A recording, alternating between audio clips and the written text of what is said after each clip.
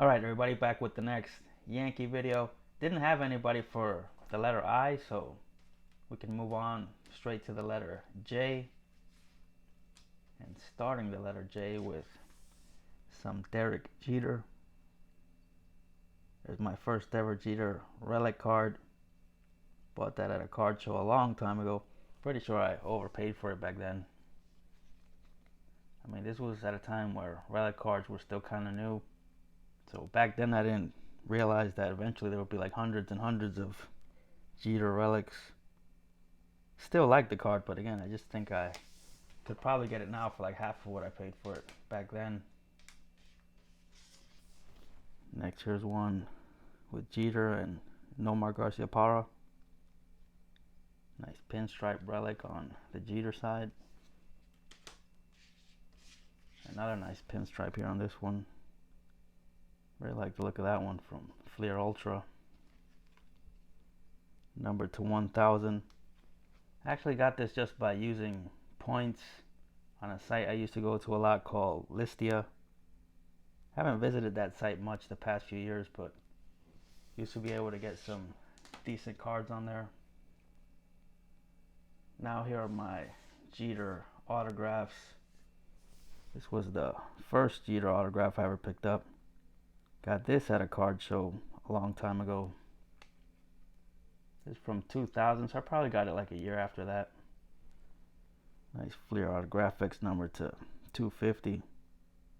Yeah, I remember being at that card show with a friend and went over to him after I bought this and showed it to him. He was kind of surprised because I usually didn't buy big money cards like this back then. And there was another dealer there. He also wanted to see it and congratulated me on it. It was just a fun moment. You'll always remember your first Jeter auto. And then several years later, I picked up my second Jeter auto. I think I was already on YouTube when I got this one. But this is actually an older Jeter auto from 97 Stadium Club. The co-signers got Jeter on one side and Andy Pettitte on the other. I think the first ever pack pulled autograph card I ever got was from this set. Not this one, obviously. I got a Marty Cordova and Rondell White dual auto from that. But I remember checking the Beckett for that one and saw that Jeter and Pettitte had a card in that set, so really wanted this card ever since then. It took me like 2 decades to get it, but finally got one.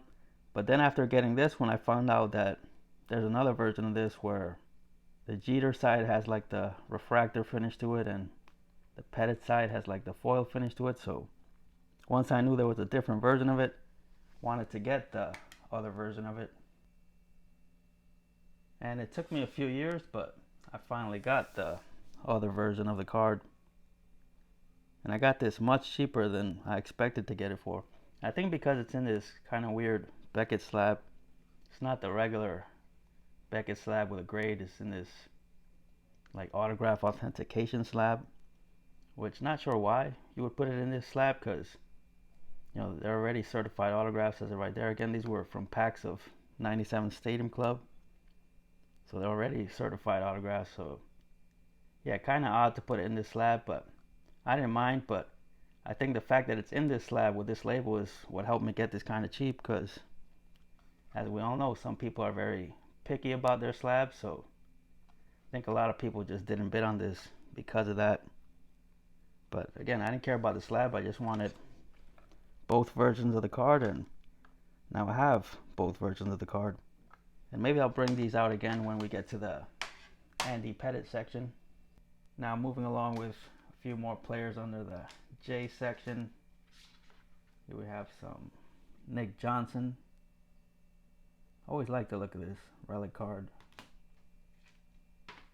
Yeah, Nick Johnson had a lot of potential. Had the potential to be like a consistent 300 hitter. Had 30 home run potential. Had a really good eye at the plate. Just looked like a good hitter at the plate. I always liked his batting stance, but just couldn't stay healthy. Eventually they traded him to the Expos in the Javier Vasquez trade, and they actually got him back a few years later, but I think yet again he got injured that season. Yeah, it's still nice to have a few nice cards of him representing him in the collection. Next up, we have another big boy here for the Jays.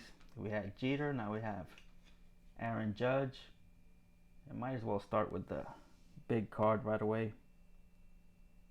Bowman Prospect Auto. I've told a story about this a few times. I guess I'll mention it briefly again, but picked this up on eBay when he was still in the minors. Won it for like, I think a little over 40 bucks, which doesn't seem like much now, but if you know me, you know I usually don't go that high on players that haven't even been called up yet. But I liked a lot of the things I was hearing about him back then. Like, even back then, they were talking about him like not just being a good player, but good personality, good representative for the franchise potentially on and off the field. So again, liked hearing that stuff, so figured I'd take a shot on this, and glad I did, because if I had to get this now, there's no way I could be able to afford it. So that's one time where getting a prospect card actually worked out. And here are some Judge Relics. Picked this one up pretty early too. But I think he had already been called up, but his stuff hadn't really blown up yet the way it would later that year. Nice triple patch with Judge, Sevy, and Ref Snyder, numbered to 25. Another decent looking Panini relic here. Not even sure what Panini brand this is, a Panini product, I mean. Panini Classics. That one's numbered to 149. And this one from Triple Threads. Got Gary, Judge, and Didi, numbered to 27. And I do have one more Judge autograph from Panini Mosaic. Again, I told a story about this one when I got it. Got it in a group break with Colby Hopper. He does like affordable one-box breaks. You can sign up for him on Facebook. And I think this was either like the first or second break I ever got into with him. And yeah, I got the Yankees for like $7 or $8. And was really surprised when this came out. I think it was the last pack, and yeah, I wasn't expecting a Judge auto at all, because I didn't even know he was still signing stuff for Panini products, because I hadn't seen a Panini auto of him since his rookie year. But yeah, I was pleasantly surprised when that came out. And last thing for Judge, got one of these manufactured relic things, which, as I've said, I was always kind of hesitant to include manufactured relics in this series, but it was here in the box with all this other stuff, so figured why not. Yeah, they call that a rookie logo medallion. Funny enough, I still don't have that actual rookie from 2017 Topps. And last card and last player for the letter J. It's an autograph of David Justice from Topps Tier 1, numbered to 299. Had a brief Yankee career, but helped a lot in the year 2000 when they acquired him. Had like an MVP caliber second half. Had a big home run in the ALCS too. So yeah, provided a huge boost to the offense that year. And so with that, we are done with the letter J. And I'll continue moving along with this series sometime soon.